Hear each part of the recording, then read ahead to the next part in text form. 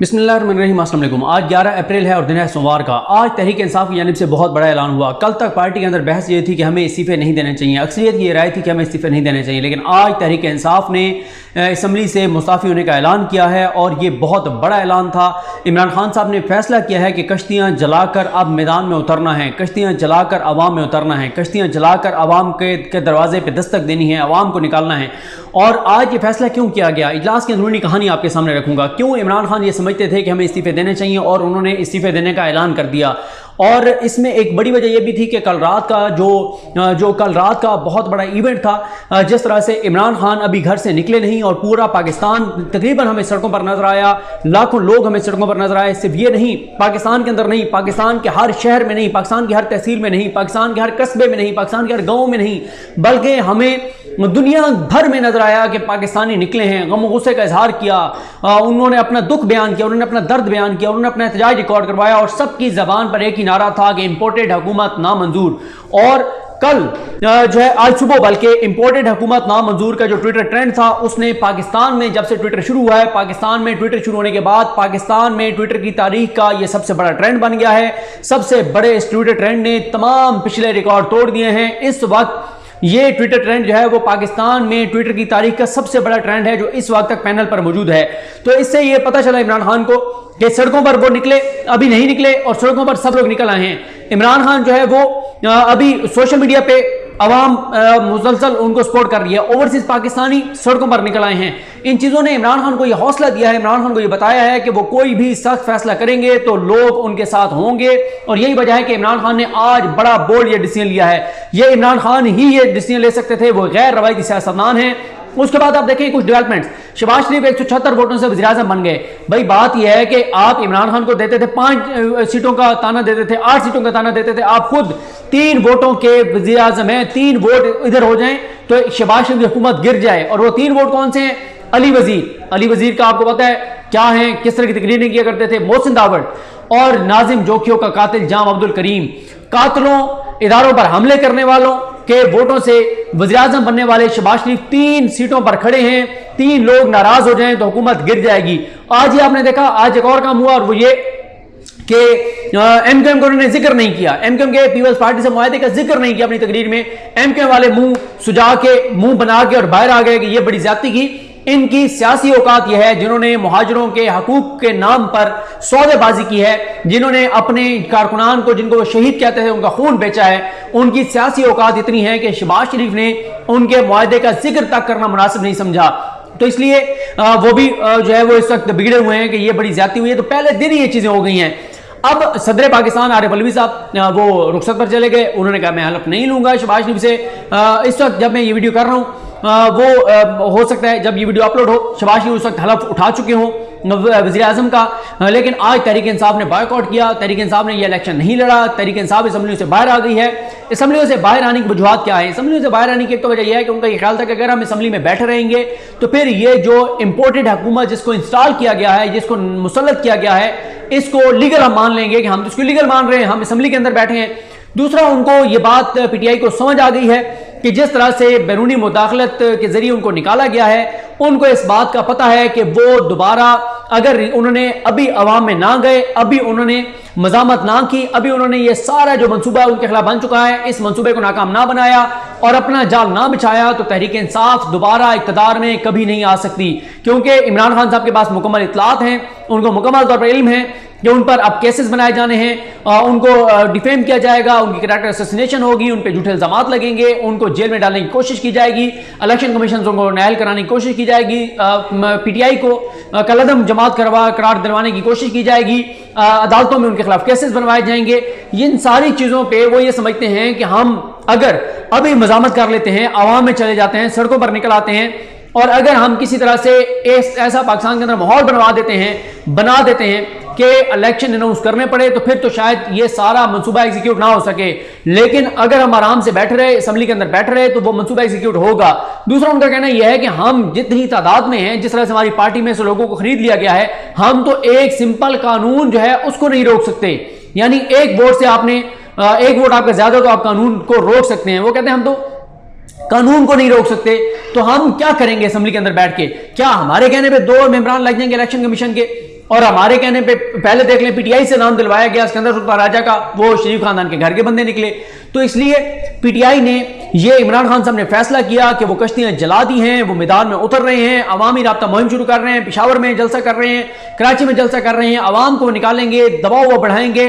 और बहुत बड़ा दबाव है शहबाज शरीफ के ऊपर, इन 12, 14, 15, 16 जमातों के ऊपर। और मैं आपको ये भी बता दूं कि जो इनकी अभी से लड़ाई शुरू हो गई है ना, अभी आगे आप देखेंगे लड़ाई, वो कहेंगे फलाने सूबे में हमारा गवर्नर लगाओ, वो कहेंगे हमारा लगाओ, हमारा आईजी लगाओ, हमारा लगाओ, एक उधर से पैसे पकड़ेगा, एक उधर से पैसे पकड़ेगा, ब्यूरोक्रेसी में हर एक इनमें से पैसे पकड़ के अपने बंदे लगवाने की कोशिश करेगा, मनपसंद वजारतें मांगने की कोशिश की जाएगी, अपने सेक्रेटरी लगवाने की कोशिश की जाएगी। एक ऐसा यानी एक घर हो और उस घर को चलाने वाले 18 बंदे हो तो वो घर कैसे चल सकता है? ये 22 करोड़ का मुल्क है और जब 18 बंदे घर को चलाने वाले और सबका मकसद करप्शन, लूट मार हो, पैसा बनाना हो, तो फिर तो और ही तबाही और बर्बादी होगी। तो इस वक्त जिस तरफ हालात जा रहे हैं वो तसादुम की तरफ जा रहे हैं, आईनी बहरान की तरफ जा रहे हैं, हर मामला अदलिया में जाएगा, हर मामला अदालत में जाएगा और अदालत को बार बार जो है वो इल्जाम दिया जाएगा जो अदालत ने फैसला दिया कि जी जाएं और असम्बली बहाल करें और अदम एतमाद करवाएं।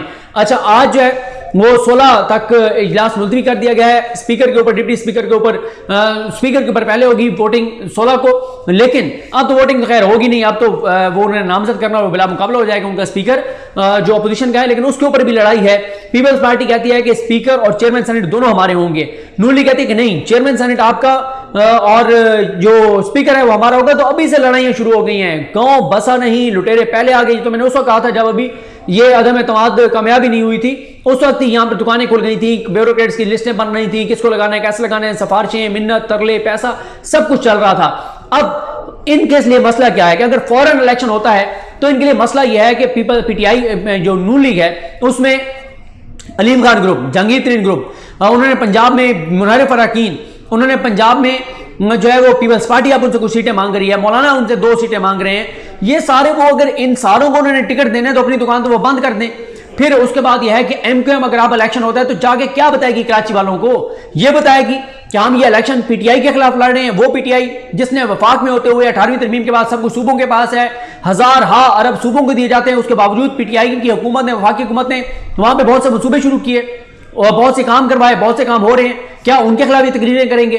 और ये पीपल्स पार्टी के खिलाफ तो एक लफ्ज नहीं बोल सकते जिसके साथ अभी इन्होंने मोहब्बत की शादी की है, इन्होंने अभी लव मैरिज की है सियासी तौर पर पीपल्स पार्टी के साथ। अभी तो ये आज तो इनकी सुहागरात है सियासी तौर पर पीपल्स पार्टी के साथ, तो ये इस सुहागरात के बाद अगले दिन उनके खिलाफ हो जाएंगे। इतनी लव मैरिज हुई है, जिस तरह से रातों को उठ के ये मिले आपस में और ये बैठे हैं और इन्होंने मुआहदे किए हैं, तो कैसे ये हो सकता है कि उस पीपल्स पार्टी के खिलाफ तकरीरें करेंगे? और फिर उस पीपल्स पार्टी से उन्होंने मुआहदा किया है जिसको ये मुहाजिरों का कातिल समझते हैं, जिसको मुहाजिरों के हकूक का कातिल समझते हैं, जिनको कराची की तबाही और बर्बादी का जिम्मेदार समझते हैं।